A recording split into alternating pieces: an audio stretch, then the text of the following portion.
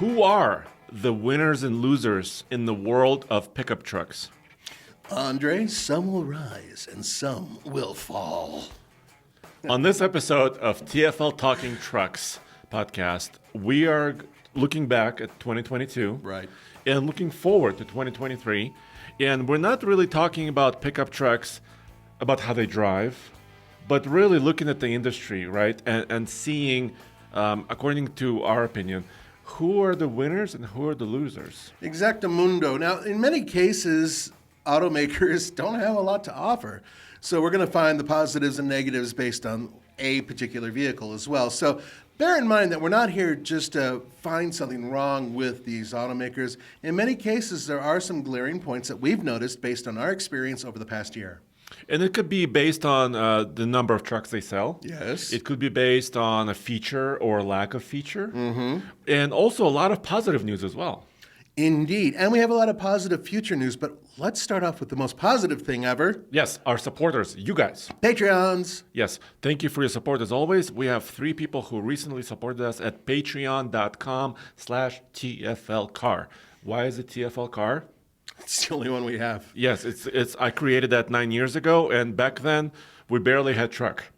Yeah, I mean, truck was in its early stages. Yeah, so Ben Furco, I'm sorry, Ben, if I mispronounced your last name, Michael Kimbrell Jr., and Anthony Pena supported us over the last couple days. Thank you very much for your support. We appreciate your support, guys. Without you, we could not be doing what we're doing right now. And we also have one comment from, and I'm sorry, I'm going to mispronounce your name, Ognjen Ivanovic.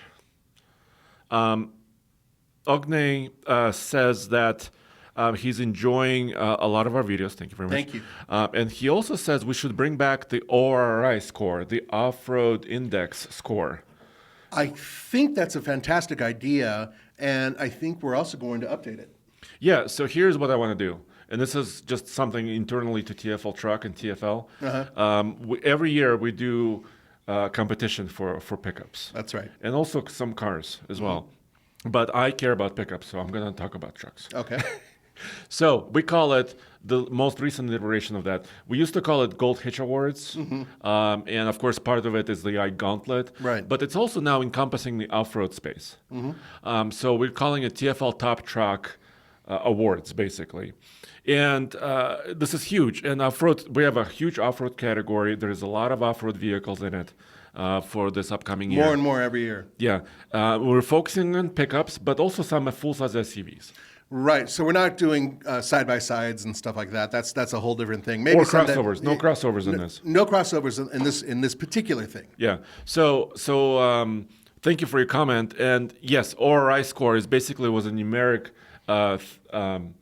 category. Off-road index. Off-road index that we've created, judging the skid plates, the ground clearance, the approach departure angles, and actually scoring them and comparing trucks.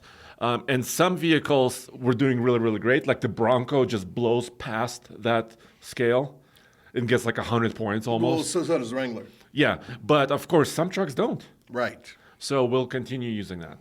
Yeah, and as I said, I think there'll be a couple of modifications in the future. So great question. Yes, we will be using that again. Yeah, and I think I'm trying to see. So Michael didn't have a question. And I wanted to mention something about the whole ORI thing. Now that we have Tumbleweed Ranch, which is an area we can reuse again and again, and other than snow or rain, pretty much all the terrain is the same thing every time we use it. That's another great way for us to judge these vehicles because we can replay the same obstacles each and every time on all of these vehicles, and that gives us a much more informed perspective on these vehicles. Yeah, and we can also do this for crossovers and some light vehicles as well, passenger cars.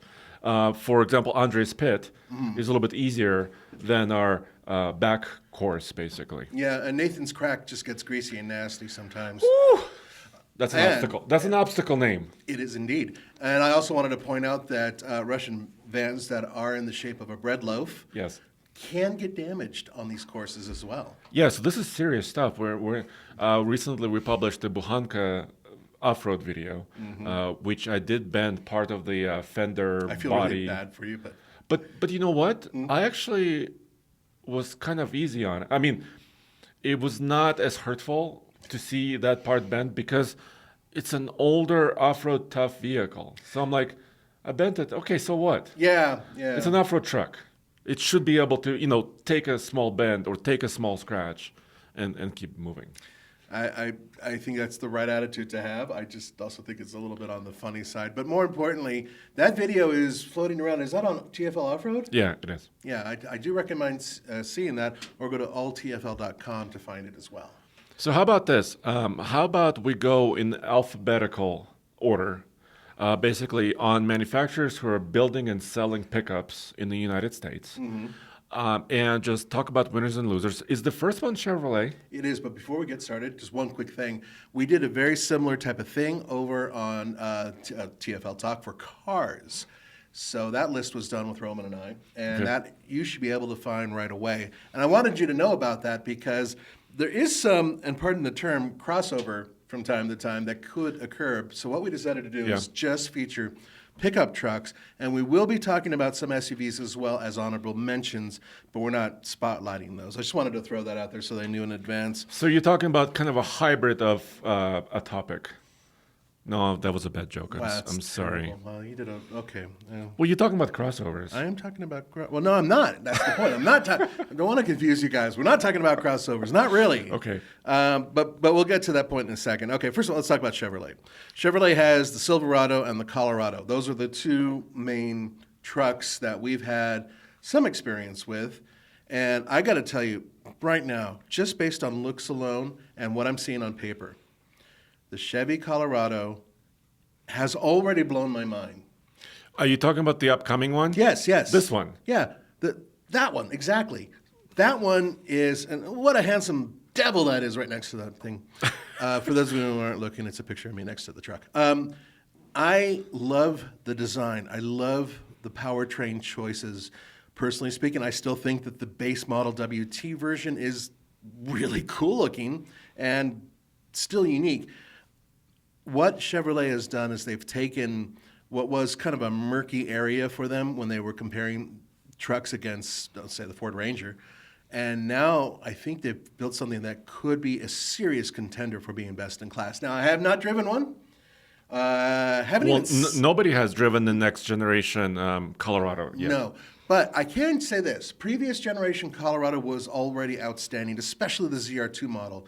Funny, I prefer the ZR2 over the Bison, just because the Bison's a lot heavier, as cool as it is. But these upgrades, I'm just terribly excited about that. So I wanted to throw that out there. As it is, Chevy Silverado, already a solid truck, especially with the diesel engine, still my favorite powertrain. And those are my choices. Yes. So here's where I am. By the way, we're recording this. This is December 15th. And they just announced or just published the online configurator for the new Colorado. So if you're curious about the 2023 next generation Chevy Colorado, which is actually, it's been long in the tooth, the current generation has been. Yeah, it's about a year past its due date. So now you can go and build and configure and look at options, look at pricing. The work truck you mentioned, right, in two-wheel drive starts at $30,695. This is according to their configurator, and it comes with a lower output rating. Right, but it also comes with as a four-door model. There's no two-door. There's no smaller cab, no extended cab, no two-door, and so here's where I am on the new Colorado. Okay, I think it's a winner in a lot of spaces because it's also introducing us to their actually tried and true turbocharged engine, which already exists in the Silverado. Right. It's introducing us to that, and it's going to be using that engine. But also, the price is higher because there is no smaller cab. There is no longer bed. So it's really interesting. So in my mind, it spans the winner and the loser category because, yes, we'll wait to drive it to see exactly how it performs, but they killed the diesel. They killed the V6. There's no more manual. And a lot of you, I know if you're listening and watching this, you might be saying, where we want some of those simple things, maybe a manual transmission, maybe a simple engine, that type of stuff. Well, they base what they do on the return on their investment from the previous years. And seeing that not many of you bought the manual, seeing that not many of you wanted a smaller cab, they're kind of putting all their eggs in one basket and saying, okay, what we're going to do is we're going to simplify things. Remember, for them not having to do secondary stampings and everything else makes it less expensive for them. So the return should eventually come back to you, the customer. As such, I would say that this is a logical step. I'm not necessarily for it. I would prefer a larger bed at the very least as an option.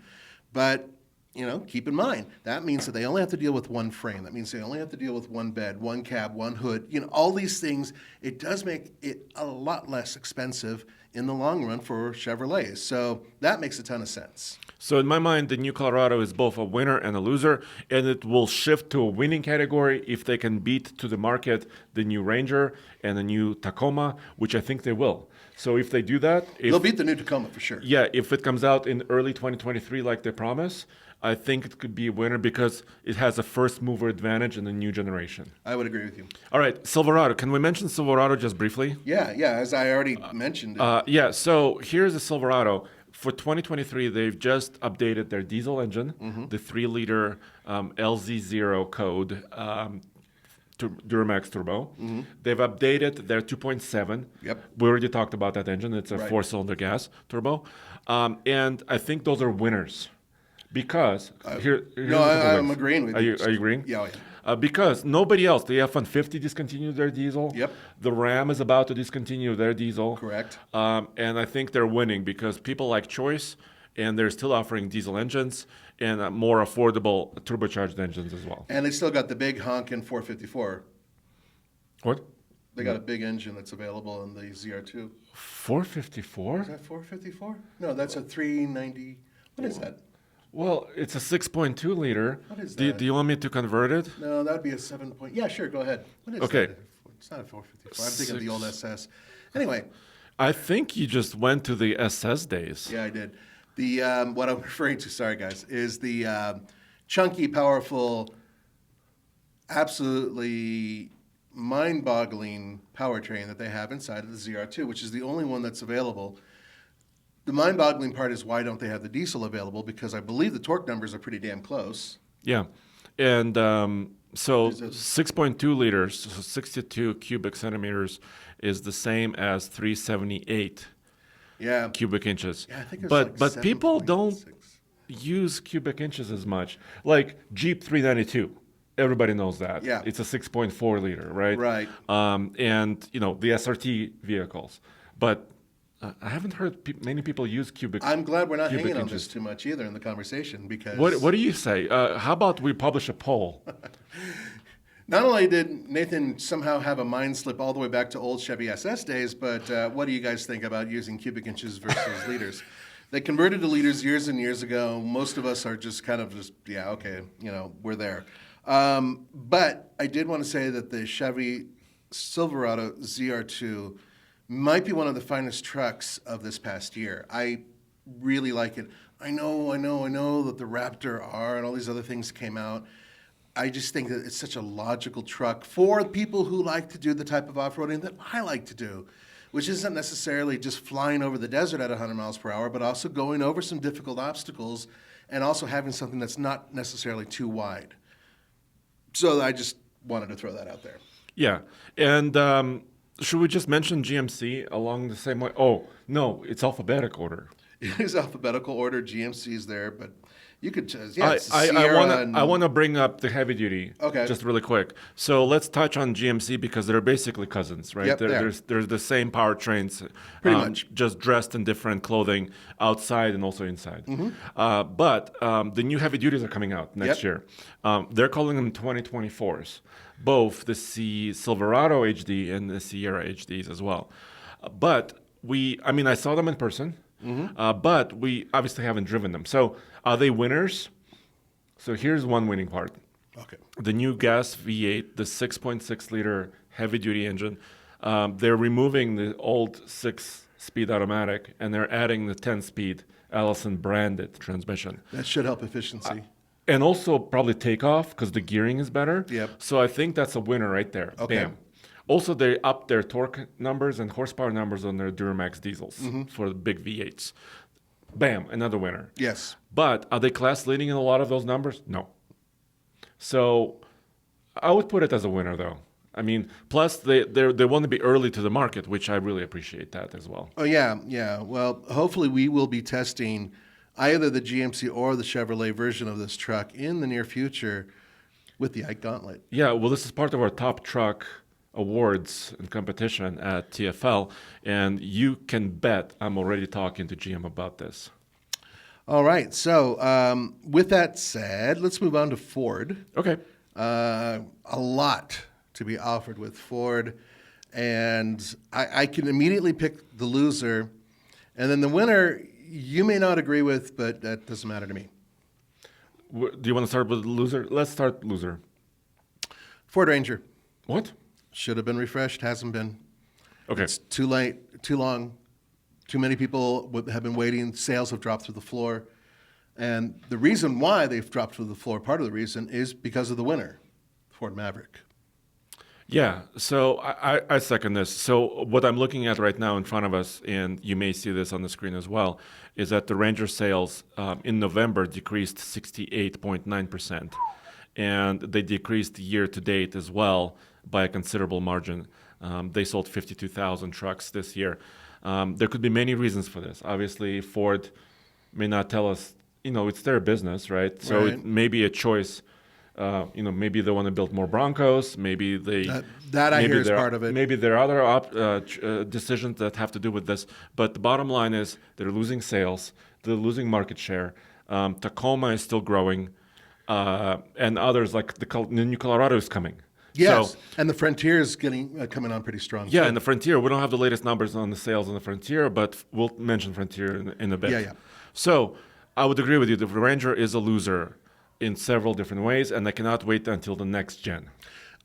Agreed 100%. And, look, if you have a Ranger, I'm not trying to put it down. I think they're great little trucks, but the problem is that Ford, they always seem to kind of put the Ranger in the back. You know what I mean? When it first came out, there were almost no social media engagements on it. There was almost, I didn't see any billboards, very few commercials, if any.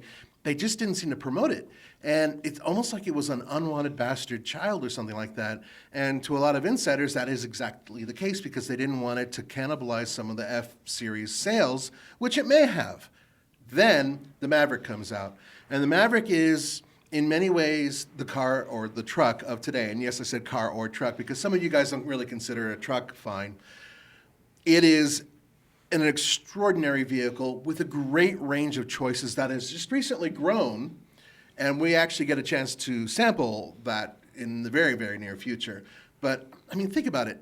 A vehicle in the low 20s that'll give you, front-wheel drive, but super, super excellent performance in terms of MPG, and it can haul and it can tow a little bit. And it's just a great utility little pickup. And so many people are lining up. You can't buy one right now because they're absolutely sold out. And one of the many reasons why I couldn't even get one. It just wasn't something that could be had within a year at this point. Yeah, and it really created a new segment in the United States. We call it compact pickup. Yep. So the form factor is smaller. We have a video coming up on TFL Truck about this. So stay tuned for that because I compared the new Maverick Tremor. Mm-hmm. They also have the off-road version of that. Yes. Against the Tacoma. And Tacoma is really not a big truck, at least the current version. But when you put the Tacoma next to the Maverick, the Tacoma dwarfs the Maverick. It looks like it's going to hit it or something like that out of anger. Yes, the Tacoma is taller, wider. It's just a beefier. And longer. Yeah. Right. But remember what you're dealing with. And, something that still can hold 5 people fairly comfortably, can easily hold a small family, and it has a real bed, and it has real ability to hold stuff. It's actually a pretty impressive vehicle. Agreed. And we're hearing, I don't know if you guys are hearing, but we're hearing some V8 noises in the background. That's the Corvette being pulled out of the garage, which is directly adjacent to where we are. And that is Case who doesn't know we're recording right now, and he's and about Tommy. to, and Tommy, and they're going to go up and to the racetrack and race Corvette against Corvette. Yeah, this is C4 versus C5, so stay tuned for But that. that's car stuff, dude. This is the truck thing. I don't know. Well, I wanted to mention TFL Classics because it's on fire. So it check is out growing rapidly. TFL Classics. Check Tommy's it out. done a fantastic job with that, with Brendan, one of our newest cast members, I should say. Yes. All right, so... I thought you were going to say call him Cat.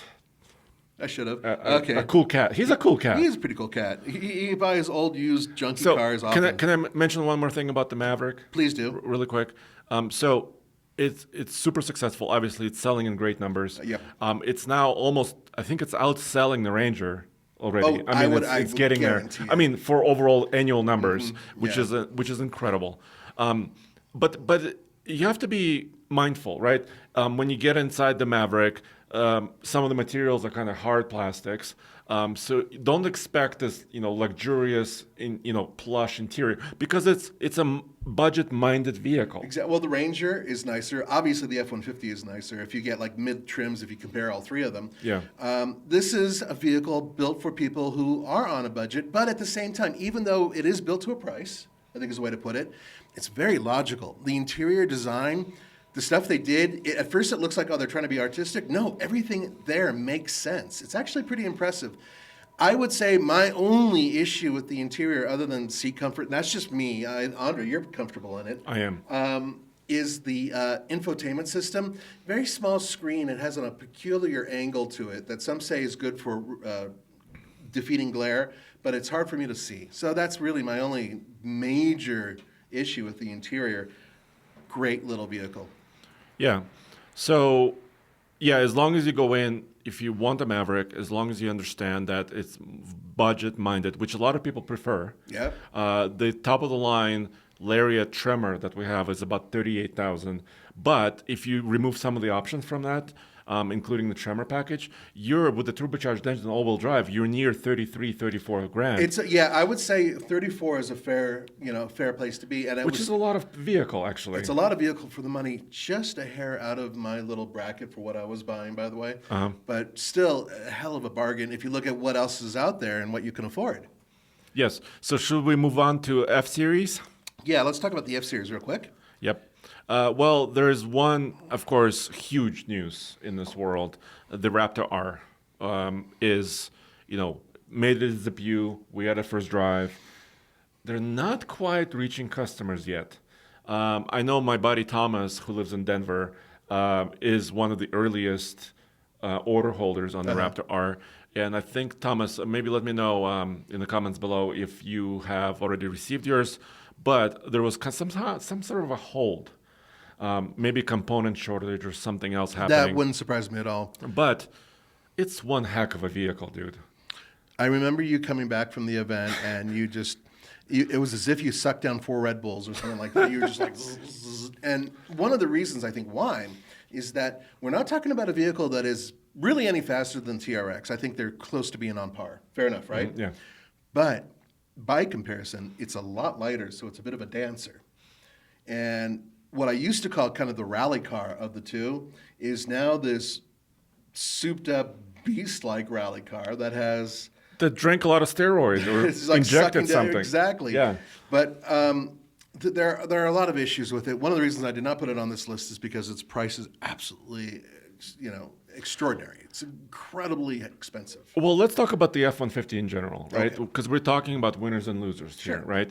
So F-150, I know they've been hit by shortages, right? And every manufacturer has been hit by a shortage. Yes. But I think, at least in my view, looking at sales numbers, it seems like Ford is one of the hardest hit in this area. Especially when you look at all those Super Duties waiting outside the factory and all the F-150s waiting. They're hit by.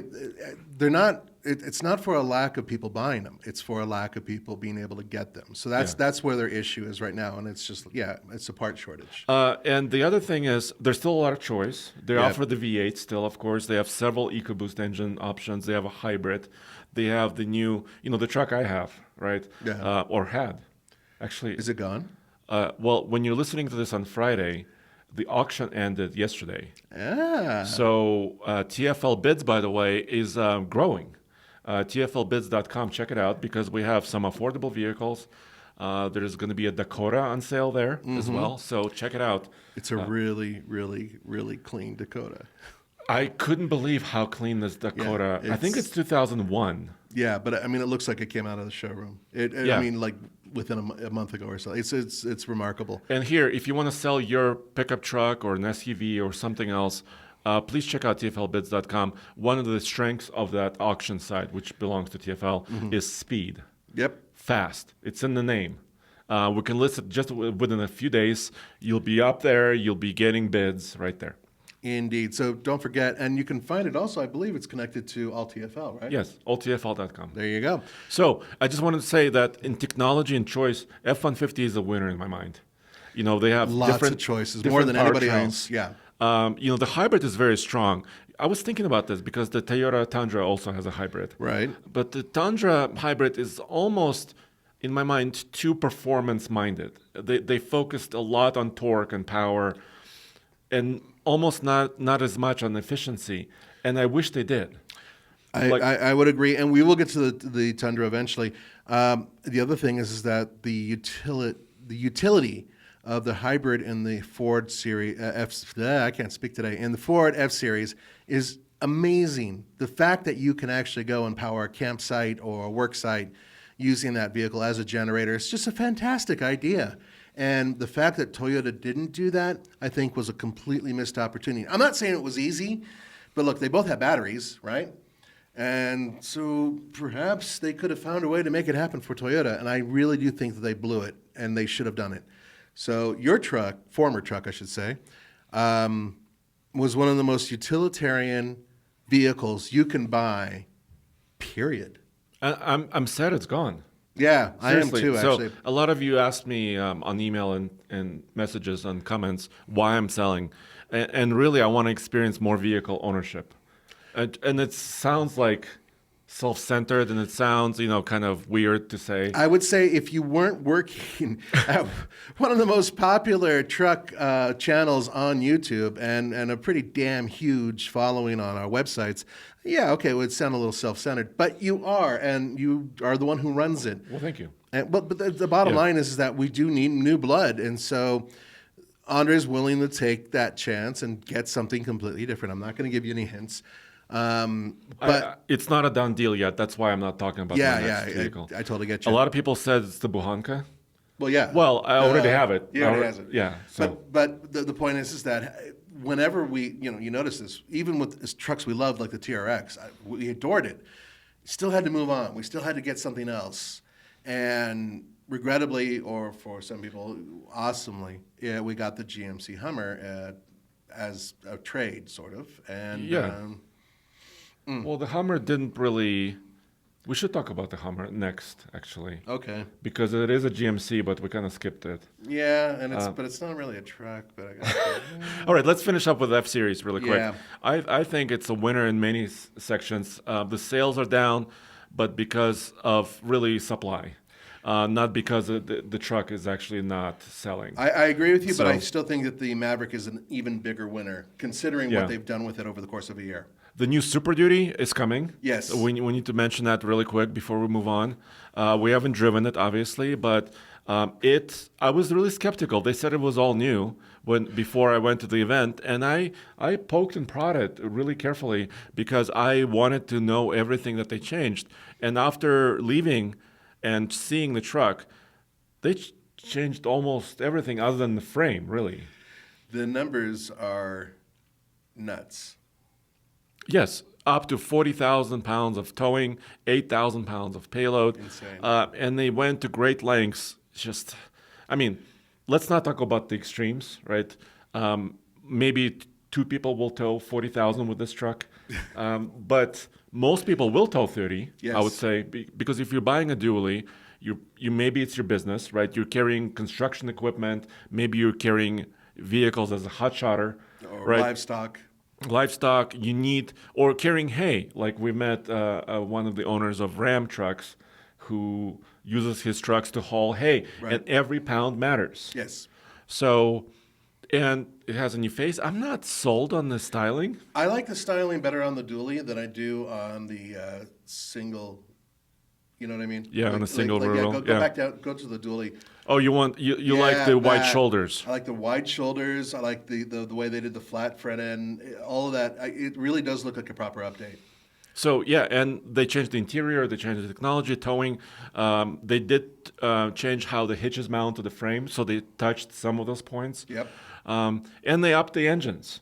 Now, the high output diesel, of course, is there. So I think it's going to be a winner. It's already popular. And when they opened the order books on this, they reported 50,000 orders within like a first week. Jeez. So, and these are orders, not like just dealership inventory. And this is part of what makes the F-Series such a popular vehicle. You go all the way down from the base model F-150 all the way up to these. Yeah, they're hot sellers, and for good reason. Let's move on, though, to GMC real quick. We already covered the Sierra, basically. Sierras, yeah. Okay, real quick word about the Hummer. Yes. A lot of people out there, I've already received a few emails. Yeah. Like, dude, you just hate it. And yeah, I do. But more importantly, it's not because of it's a Hummer, nor does it have anything to do with its looks. I actually think it looks fantastic. The street presence of this thing is extraordinary. Love the way it looks. And it is, in some ways, the future of General Motors for off-roading electric vehicles. But it weighs, right now, over 9,400 pounds. And we just put larger tires Which on weigh it. more. Which weigh more. So it's probably over 9,500 pounds at this point. Now, think about that, how much that is. A Power Wagon is what, about 7,000 pounds? Yeah, with a gas V8. With a gas V8. Exactly. So, And a dually we just looked at, like a Ford dually crew cab. That's about 8,200 pounds, maybe. So that's the first problem. Second problem is that its overall design is not exactly what I consider ideal for off-roading. I like to go down pathways that regular Jeeps can go down. This thing can't go down some of those pathways. It's just too wide. And then finally, some of the off-road components on it, they're not what I'd like to call user-friendly. There's a lot of technology that may or may not always work, depending on any number This is of us variables. being nice. Yes. So in my mind, the Hummer EV truck is both a winner and a loser. Let me explain once again. Okay. So it's a winner in style. It's I a agree. winner in the fact that they're showcases their technologies. Some of which is really cool. Yeah. And on 37s, I think it looks awesome. It does. It doesn't look that different to me, though. But, and the biggest hitch, I think, is accessibility. They sold over the last, 11 months, 12 months. We don't have the latest Q4 final quarter data yet, but they sold under 1,000 of these in the country. And a lot of you, yes, this is a different stratosphere on pricing, right? It's over $110,000. But a lot of you guys emailed us and they said, I ordered my Hummer a year ago. It's still not here. And they don't have any other options. It's all edition one. It's all one price. And they all look the same. And they also, they will have more affordable versions of this truck, but they're not here yet. And I think that's why it's a loser. It's not accessible. It's not gettable for a lot of people. It's not reliable. And it's not reliably working. Exactly. Yeah. Now, we did have an update after it croaked on us in the street. I'm sure you heard the story. And since then, it's been running okay on the streets. In fact, Roman thinks it's a fantastic... Well, it's comfortable. Very comfortable, long-distance cruiser. And it is. It's 330 roughly. Yeah. Probably with these new tires, Well, we're going to do another video measuring. It's definitely going to affect it a little bit. But the point is that, and its charge speed is it's one of the fastest out there. But it also is very heavy. The battery itself weighs more than a Honda Accord. And it's also something that is not gettable by the masses, which is something I'm always pushing. So eventually, yes, we're supposed to get more affordable versions of this out, hopefully in the near future. But General Motors hasn't done jack in terms of getting these things on the street. Very few are out there, as you just heard. Yeah. So I consider it in many ways a bit of a loser. But I'm going to stop there with that. I could just keep on going. Yeah, let's move on. What's the next manufacturer? And the next manufacturer, and hold on to your fudge, guys. I know you're going to get angry. Honda. It has a bed. It's called a Ridgeline. So let's talk a bit about this. It is a pickup. Yes. And it actually has some pretty good numbers. Now, for the most part, I consider this a winner. But Now you're wondering, what's the loser then? It's also the Ridgeline, because I don't have anything else that really would be in this category. Yeah. So real quickly with my thing, Yeah. I almost bought one. I really did. I really tried to work with Honda and whatnot. I couldn't get one quite down to what I needed, because it has the best interior in terms of comfort and usability and utility. It is kind of the granddaddy of these sort of car-based pickups. In this case, kind of a minivan-based pickup. We've tested the hell out of these things with the new 9-speed transmission that's very efficient, very comfortable. They handle quite well. Really, one of the better ones in the class for that type of thing. Not exactly an off-roader.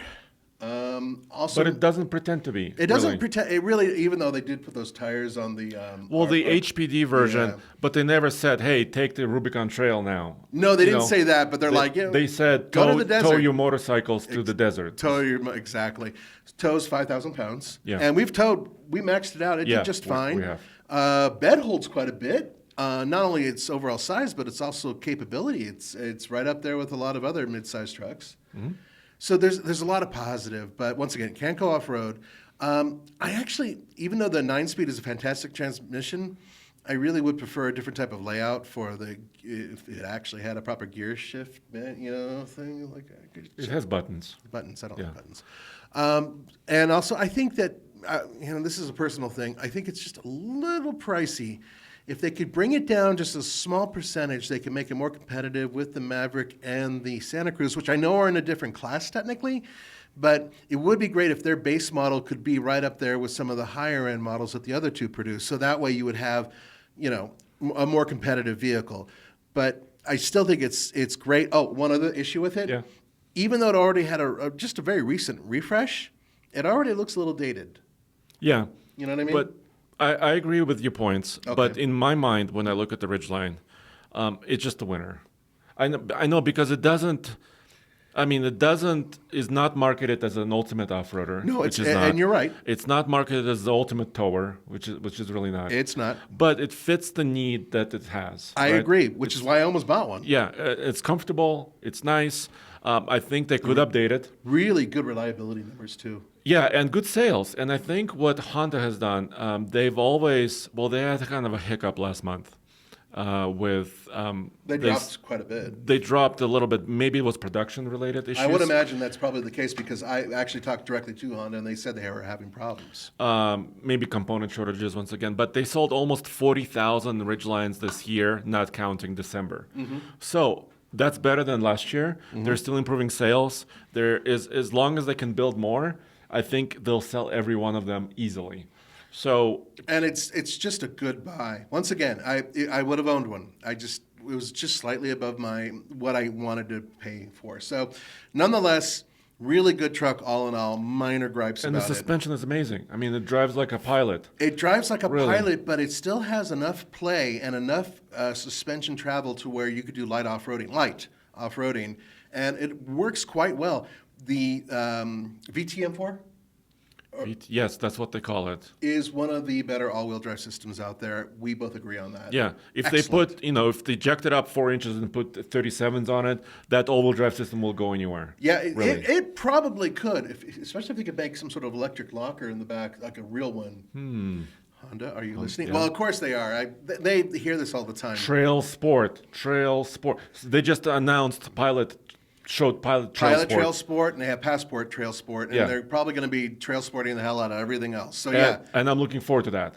It would be great. A small lift, even better tires, bam, done. Yeah, and not only is it in their wheelhouse, but I have a suspicion it will happen very soon. Okay, let's. Who's next? Another.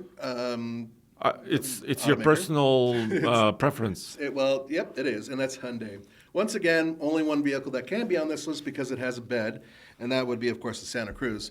For those of you who don't know, yes, I bought one. I bought an SEL with the naturally aspirated engine and the 8-speed automatic transmission, not the dual clutch. It's all-wheel drive. That happens to be the exact vehicle right there that he has up on the screen. So it's what my daughter calls Yoda green and my son calls Boba Fett green, which is ironic because they're both in the Star Wars world, and we're not getting sponsored by Disney. No, and this is sage green, really. It's sage green, exactly. Yeah. I've had it now. I've been driving it for a little over a month, but we bought it almost 3 months ago, 2.5 months ago. Long story there, but I'm sure, some other time. We went over it before in previous episodes. I've used it several times as a little pickup, and it's been brilliant. It's actually a really good little vehicle, but there are problems. First of all, as many of you know, the DCT, the dual clutch transmission, is not the most reliable product out there, and it recently had a major recall. Yes, and we actually have a long-term turbocharged Santa Cruz with a dual clutch transmission. Right. It was so we took it into the dealer to handle the recall. It was reprogrammed. So right now the solution, at least in intermediate solution, is they're reprogramming the transmission. But it didn't help. I mean, the truck is working. I've been commuting in it actually. Yeah. But the shifts are kind of a bit rough, and it's kind of delayed. It has a delay in it. Do you think it's to lower the temperature? Because I hear oil is part of the issue. Yeah, I don't know the interworkings of it. I don't want to speak, Yeah, but it's something we don't know for sure. But it's not. That's why I'm actually. I want to drive your truck if you ever let me. Of course. With an 8-speed automatic. Anytime you want. It's just not right now because it's loaded with my kid's furniture. She's taking a break from college. Oh. She's taking her home. Okay, I won't drive it today. Don't drive it today. I promise. You can drive it next week. But there are some issues. For one thing, it's kind of like a miniature Ridgeline because it has the in-bed storage, which I really like. It's kind of on the shallow side, but that, of course, makes sense because underneath that whole thing is a spare tire. And so, okay, that's one thing. If you get the regular one like I do, like I have, it only tows 3,500 pounds. That's its max. I've so far towed 2,000 pounds, didn't sweat it at all, and this is at high elevation. And, of course, a lot of you are going to have to deal with the fact that they're actually a little bit more expensive if you go head-to-head with the Ford Maverick. The Ford Maverick, in many ways, is a much better deal, especially if you want fuel economy. This doesn't even offer a hybrid, and the irony is they totally have a hybrid powertrain. In the Tucson and other vehicles. And a plug-in hybrid, yes, which are available in those vehicles. If Hyundai would put that in this, holy cow, it would be amazing. So one comment, Santa Cruz versus Maverick, before we move on. Santa Cruz has a better ride. Yes. Just the suspension is well sorted. It's really like a crossover. Yeah. The Maverick is a little bit more harsher, like a pickup or a truck would be. And the interior is nicer quality, I think, in the Which Hyundai. is why I got it, actually. My wife, when she tried both vehicles, I was seriously going to pull the trigger on the Maverick. She's like, I really like driving in this, and this is a much more comfortable vehicle. This is the one we should get. And I didn't even argue. Like, okay. So to me, the Santa Cruz spans the winner and loser, so it's both. Yeah, I agree. So it has a lot of positives, but if they have to improve reliability of that other transmission. Or get rid of it. Or change it. Yeah, which they've done on some of their other DCTs, by the way. They've replaced some of their other DCTs with regular, proper automatic transmissions. Yeah. So, yes, I agree on all of that. And so we'll see what happens next year. I have a feeling Hyundai has a few surprises that they're going to spring on us with this in the near future. I hope so, because they're having sales success for them with this. So I hope it gets better. I'm sure it will. Okay, let's move it on. What's next? So next on our list is Nissan. Aha. Now, not a whole lot to offer, but they do have a winner and a loser. And this is pretty obvious where we're going with this. So they're loser, and only based on the fact that they just haven't figured out how to make this thing even more affordable, which it should be, and or fix some of the minor issues it has with off-roading. The Nissan Titan, we still think it's a fabulous truck, and it's a pretty good deal because there's a lot of people who on dealership lots are willing to bargain on this thing. Yeah, and the XD gas version is still around in the United States. I know it was discontinued in Canada, for example, but unfortunate. I don't know what else to say, but it is a loser, unfortunately, not because of what the bones are of this truck. It's really the sales. The sales really hurt it. I really do wish that they had a slightly different configuration set up for the front end for off-roading. The approach angle on that truck is one of the worst in its class. And although I think the Tundra might be pretty close, but we'll get there in a minute. But otherwise, that the powertrain, the V8, hooked up to the 9-speed. It's Brilliant. great. It's great. A really good, solid setup. Maybe a little thirsty, but really reliable as far as the gas powertrain is concerned. Right. And we don't think it's going to be around for very much longer. I'm surprised that they didn't announce that it was going away now. Well, the 2023 Titans are still out there. Yeah. So if you want to pick one up, go ahead. I think you can wheel and deal on some of those, to be honest with you. But yeah, there are a couple negatives there. For the most part, though, still a brilliant truck. But what is better?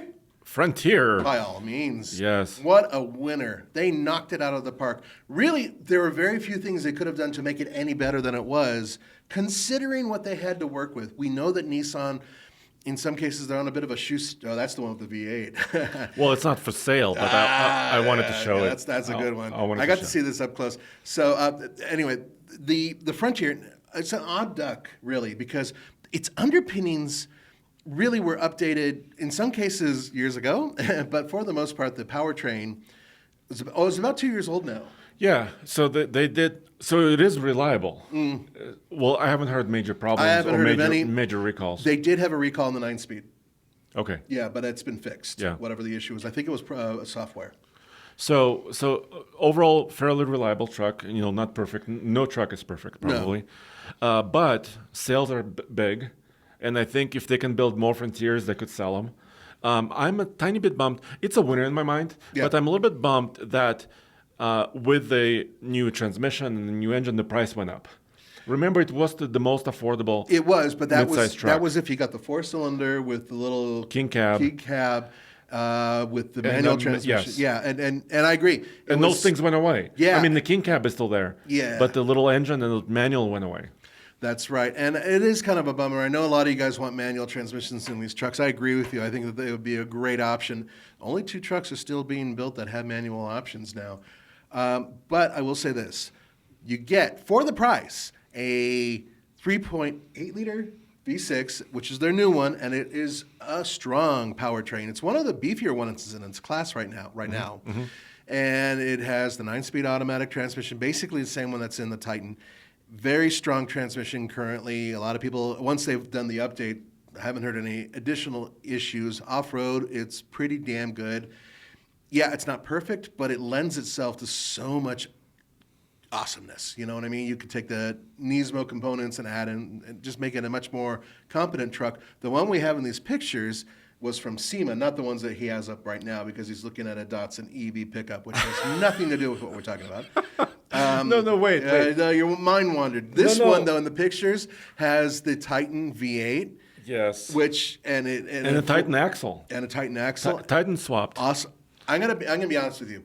Titan doesn't look like it's got much life left in it. I think that Nissan should make a V8 option of the Frontier available, and so you'd have the V8 and the V6, and I think that those things would sell like hotcakes, at least for now, leading up to electrification and all the other stuff that's going to happen. Would you agree? Let us know. I think so. In the comments below. They did it to this, and it looked pretty factory, even though it wasn't. I know they had to work really hard. And to you get know it what? And there was a reason why I was looking at the Datsun truck. It's because affordability. That was the point I was going to say, is because Nissan, yes, they're moving the Frontier a little bit, more power. It is going higher market. It's a little bit higher market. Not much. Not much. But they need something underneath it to fight like the Maverick. I agree. So that's all I'm saying. So what you're looking at here, this Datsun EV pickup is essentially, I think it's the Sunny is what they call it overseas. Yep. It's similar to the 650, I think they called it here. And what they did is I dropped in a Nissan Leaf powertrain. And this thing doesn't weigh anything, so it actually flies, according to sources. So, yeah, we haven't driven it. But the cool part would be if Nissan could somehow figure out a way of coming out with a very inexpensive pickup that went underneath the Frontier and competed directly with the Maverick. And the thing is that Nissan has so much experience. They're right up there with Toyota with pickup truck experience. There's no reason why they can't do it. Now, they do have a mock-up sketch of an electric pickup, which I think is called the Surf. And that came out about a year ago, I'd say. It's cool, but it's also just a pie-in-the-sky thing. I really think Nissan would be best served, especially nowadays with people wanting, hybrid and electric pickups, to think about that and consider doing it. Agreed. Agreed. But we missed one. I want to talk about this. I was going to talk about that. You're right. I completely missed it. No. It's okay. But you know what reminded me really is the manual transmission. Yep. But we're talking about Jeep as a manufacturer, and we're talking about the Gladiator. And why wasn't it at the top of our mind? Well, it hasn't really had anything new recently. We expected something to happen this year that didn't happen, to be honest with you. I thought, and I suspect that part of it has to do with everything from COVID, pandemic, blah, blah, blah, all the way over to the parts shortage and Jeep going through new management, which they essentially are with Stellantis. So I think that what we were expecting to see was this Jeep Gladiator 4xe. Had they jumped on this past year, it would have been a plug-in hybrid powertrain, probably similar to the one that's inside the Jeep Wrangler. But they didn't do it. So I don't know. It's a tough nut to crack because I used to be split on the whole plug-in thing for pickups. Yeah. And then I started to be a little bit more against it. I know a lot of the you guys who are listening and gals are for it. Yeah, I am. Specifically for Tacoma, because when we mentioned Tacoma, which is next, a lot of people are saying, well, Toyota and others are really great at doing those things. Why don't they do a pickup? You're right. But it makes it more expensive, more heavy. There's a lot of negatives that come with plug-in technologies as well. Yeah, hybrids in general tend to be heavier than the regular internal combustion versions of the truck. So anyway, but beside the point, the Gladiator, is it a winner or a loser as far as 2022 and 2023? It's a loser for the most part because they did not do anything innovative or new with it, even though we were promised, by the way, by Jeep themselves, that there would be new innovations with the Gladiator. And also, here's another problem with it.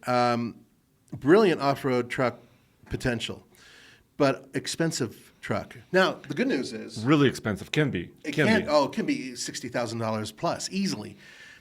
There are a couple of positives. First of all, if you get a base model Gladiator, first of all, you can get a manual transmission, only available in one other truck, a 6-speed, and it's a decent 6-speed.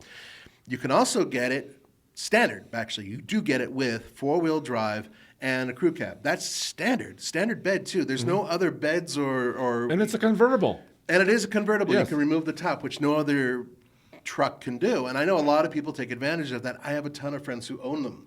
And a variety of different ones too. Everything from a base model with a manual all the way up to the extremely expensive overpriced diesel, which weighs, more than a small planet. Yes. But Jeep never, they're like, we're not going to put that big, powerful V8 that we have available in the Wrangler. We're not going to put the 2-liter turbo in the Wrangler. We're not going to put the 4xe system set up in the Wrangler in this either. And I think that that's a huge missed opportunity. I have a feeling it has to do with certain financial issues, but nonetheless, big loss on their behalf. Well, we'll see. I mean, we have many shows coming up. We have CES, which I don't think a Gladiator will come to, unless I'm surprised. We have Chicago in February. Yes. We have Work Truck Show in March. Mm-hmm. We have New York Show in April. So there's a lot of potential out there. Stay tuned. Yeah. Jeep might show something. I really hope they do. Let's talk about Ram and Grand Wagoneer Jeep as well. Yeah, now I know you guys are going, what? Why isn't that on Jeep? Well, there's a good reason. First of all, Ram.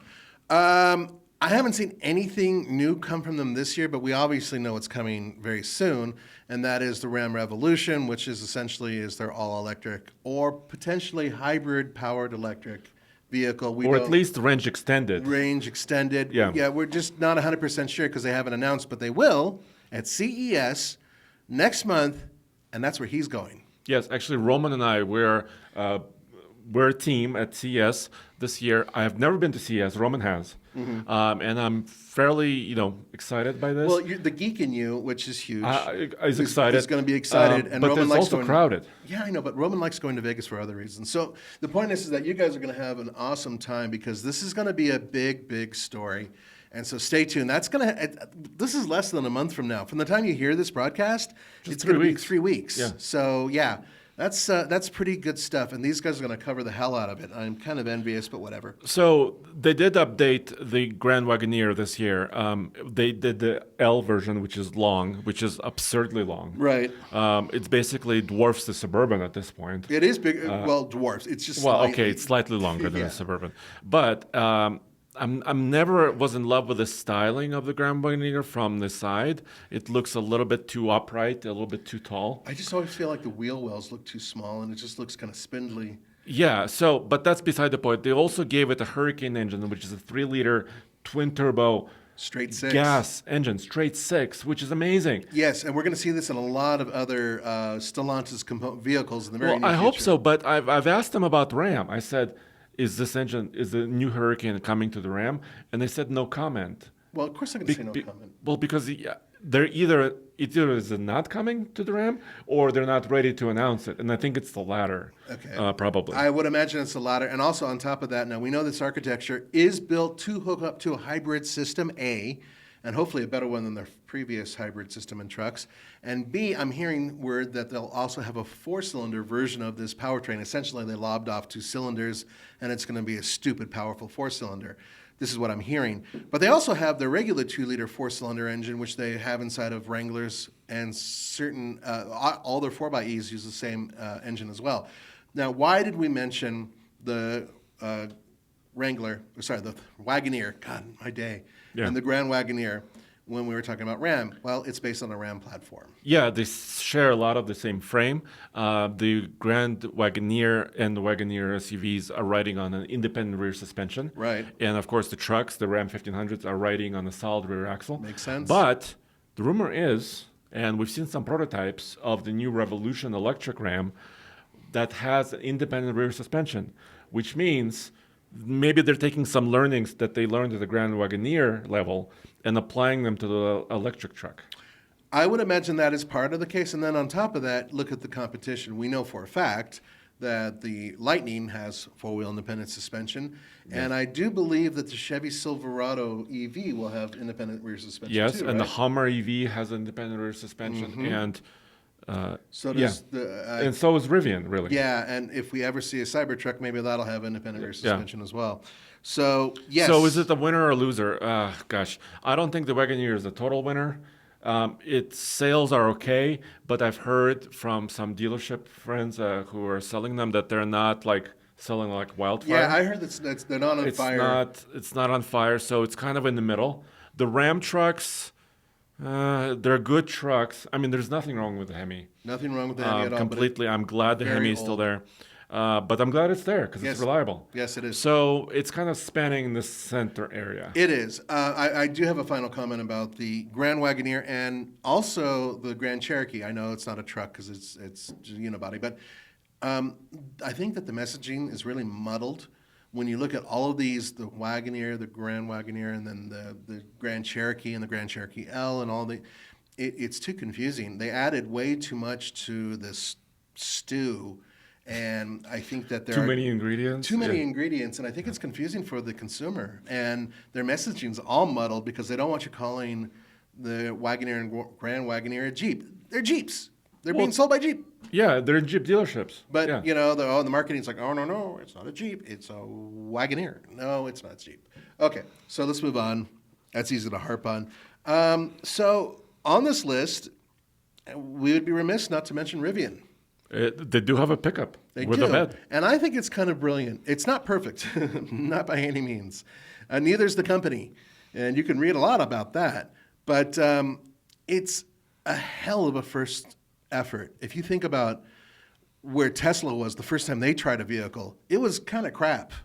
And if you look at a lot of the other automakers out there, this first foray into electrified pickup trucks was an excellent job.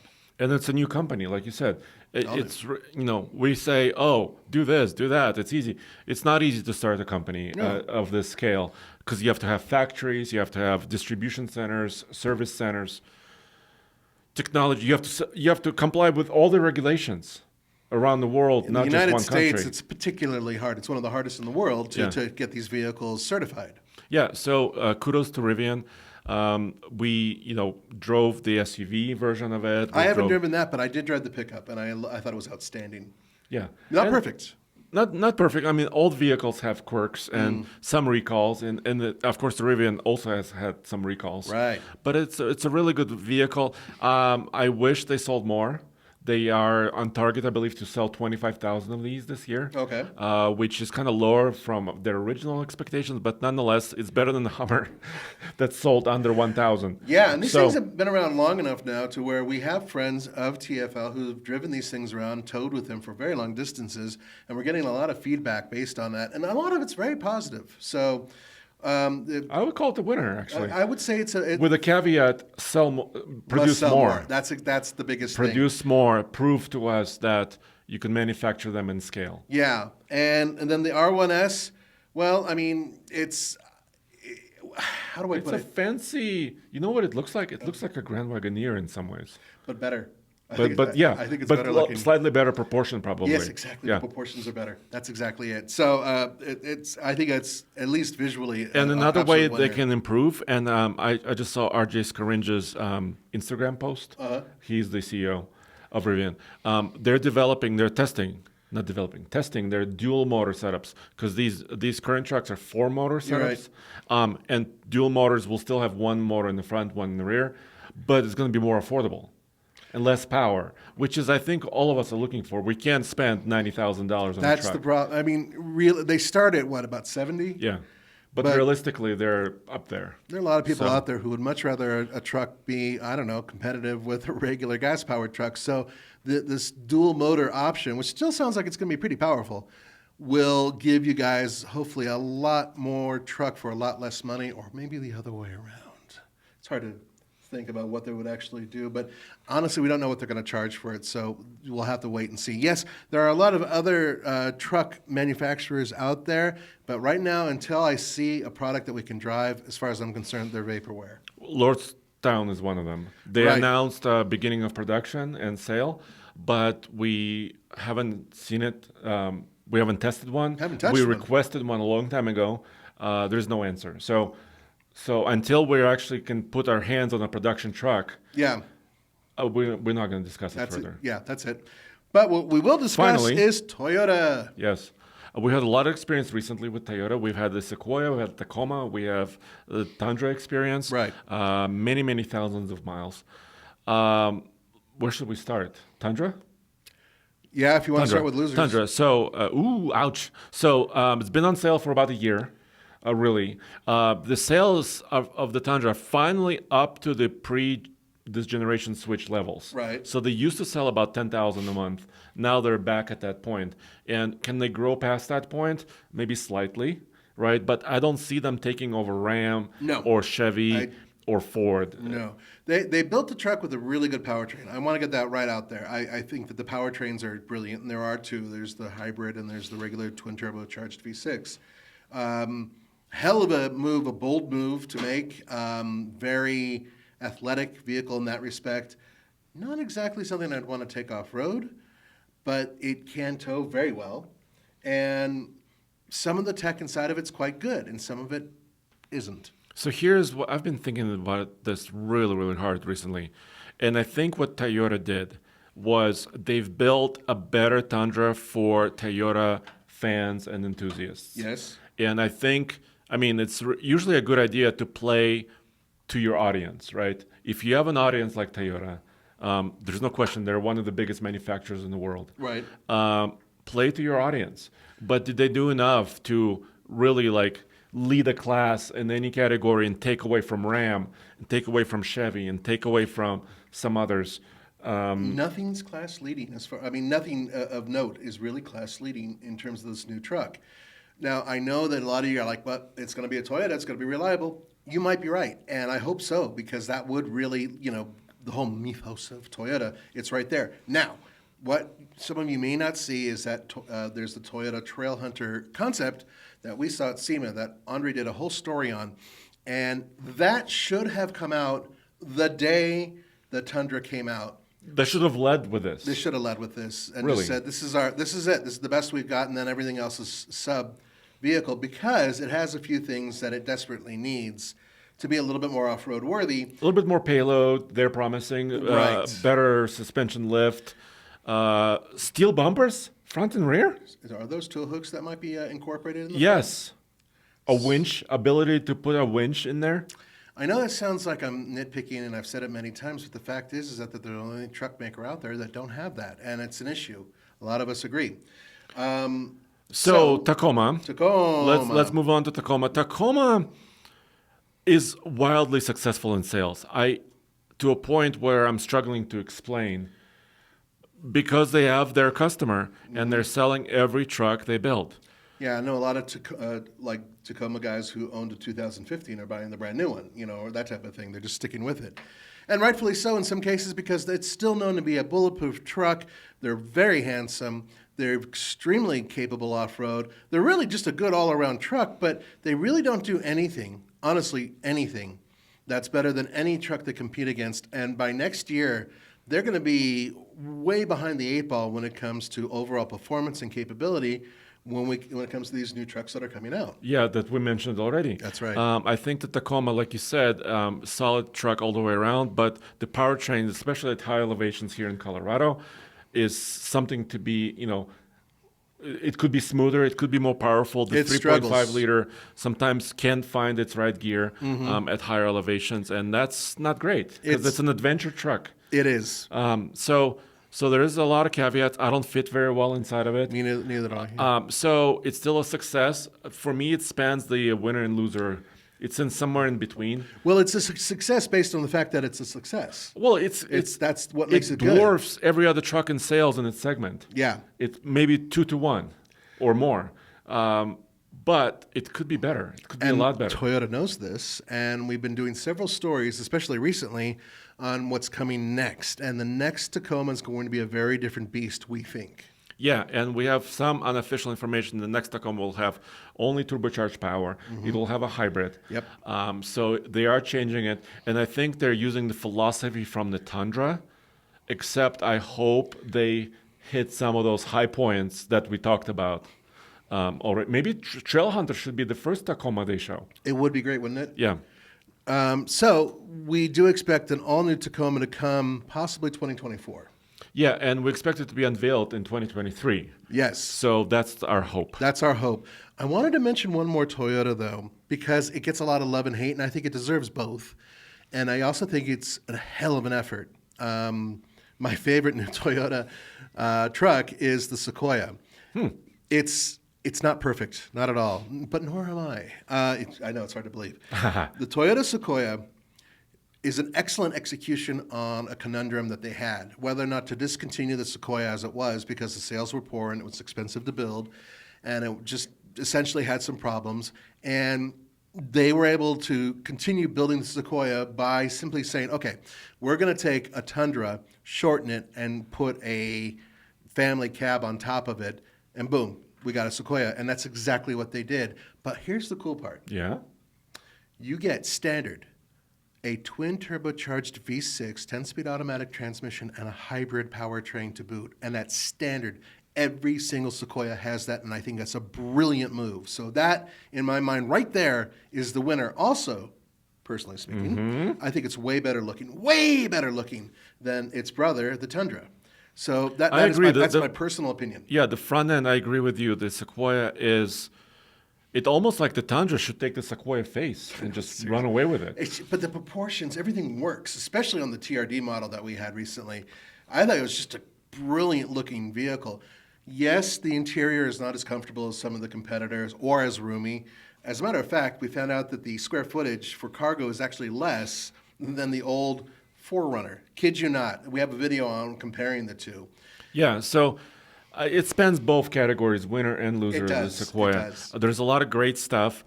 It's way better efficiency than the old Sequoia V8. Yeah. So, but it's not, once again, class leading. Nope. If it's close with towing, though. Oh, it's yeah. Pretty high. Yeah, actually, they improved towing on it quite a lot. Yes. It does have a rear solid axle. Actually, the Sequoia was one of the first to have independent rear suspension, and now they switch back to the solid rear axle. And once again, that's to make it's for economy for Toyota altogether, because it's built essentially next to its brother, and they share a lot of the same components. At the same plant. Right. So why have an independent rear suspension that's only available for one vehicle? It's a lot less expensive to have it this way, which makes total sense. Yes. So it's not perfect. I wish they would add another powertrain, like kind of a base, more efficiency-minded powertrain, because General Motors has a diesel, right? do. And I know you would say, why doesn't Toyota sell a diesel? There are many reasons against it. God, Regulatory reasons mostly, because it's really difficult and expensive to approve a new diesel because of some problems that happened before. So, is it a total winner? No. In my mind, is it a total loser? No. No, it's not a loser. So, And I think it's more winner than loser by far. It's still such a solid idea, and there's so much potential with it. If you have a family of very tall people and you want to put tall people in the third row, you're going to be out of luck. But if you have a family of 5, oh yeah, this is a great vehicle. Or little kids in your family of 7. I know some of you guys reproduce at a high rate. The other thing about this vehicle, which I find extraordinary, is the fact that its overall proportions, if you were to look at it, it's a lot smaller than the Tundra. It's actually not big. I thought it would be bigger, like a lot bigger than the former Sequoia, and it's really not. No, it's not. So they managed to get good packaging in this vehicle. And if you're willing to overlook some of its issues, I think, and I like the way it handles. I like the way it handles. Yeah, the ride is good. The ride is quite good. The ride is good, and the TRD Pro model with Fox shocks is quite good on gravel roads. Right. It struggles for clearance. So maybe a trail hunter, if they ever do that, I have no idea. Because wouldn't that be awesome? Because also supposedly, unofficially, the Land Cruiser is returning. So the Land Cruiser could play in the same area with the Sequoia is playing. Which is what it needs to do, because we've already proven that the Sequoia really isn't a serious off-roader, even in TRD Pro. Yeah. So there you have it. There you go. So there's our list. I know we rattled on for a while, guys, but we want you to let us know in the comments below what you think about the winners and losers. Yeah, I know you share some of the same opinions as us, but sometimes you don't. Yes, exactly. And we like that. So I appreciate it. All right, guys, have a great week. We'll see you next time. Thank you.